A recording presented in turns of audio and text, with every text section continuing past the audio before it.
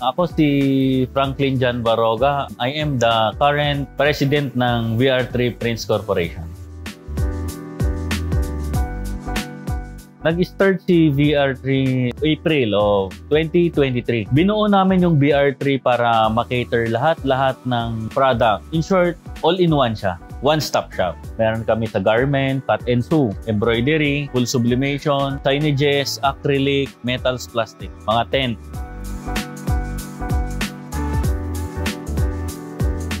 Ang pinaka-bulk pa rin sa line namin is full sublimation and yung cut and sew with embroidery. 80% ng line namin, yun ang kinikater.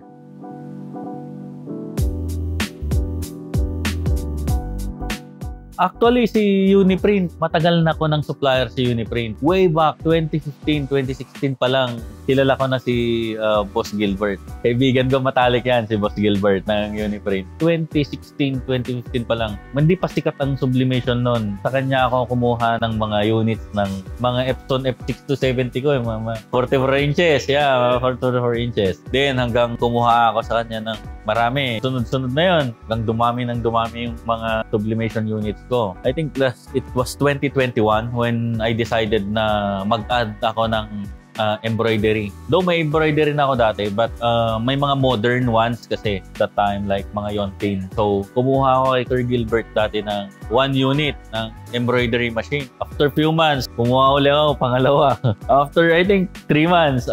Basta sa isang buong year na yun, kakakuha ako sa kanya ng 3 units ng embroidery machine. Then, 2023, yun, kumuha ulit ako ng isa, embroidery. And this time, yun, kumuha ako sa kanya ng, I think, tatlong 12 heads na embroidery machine, which is very good naman sa production.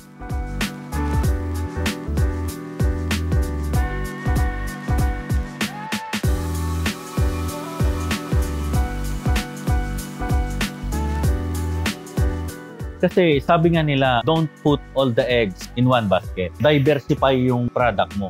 Mas pupuntahan ka ng mga client pag nasa iyo lahat ng production. Mahirap pero may advantage naman. Kaya namin gawin lahat.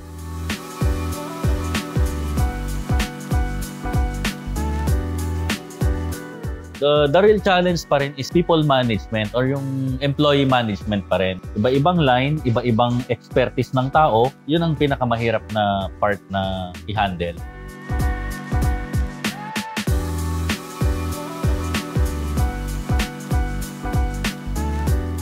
There is always a risk. Pero sabi nga nila, the higher the risk, the higher the reward. Pupusta ka sa isang bagay, todo mo na. Ganun lang din yung risk noon. So, maging successful, well and good. If not, then charge it to experience, di ba? Ang industry kasi natin ngayon, sa printing industry and fabrication industry, very advanced na yung technology na yan ngayon. Hindi ka pwedeng hindi sumabay sa agos ng technology or else kakainin kang buhay ng mga laban mo. So, as time passes by, you should go with it and kung anong latest na technology, adapt to it and advantage mo din yan.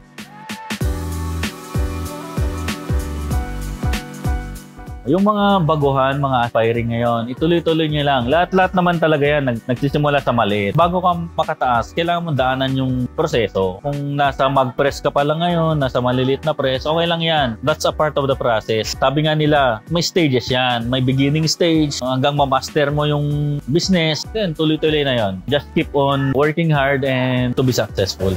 Again po, I'm Franklin John Baroga ng VR3 Prints Corporation. Sa mga businessman dyan, contractors, middleman, printers, sa iba't ibang parte ng Pilipinas, pwede po kayong magpagawa sa amin ng cut and sew embroidery, full sublimation, fabrications, tents, signages, at iba-iba pang mga items. Please contact our page, VR3 Prints Corporation, and we will give you the best service possible. Uniprint, a printing business for everyone.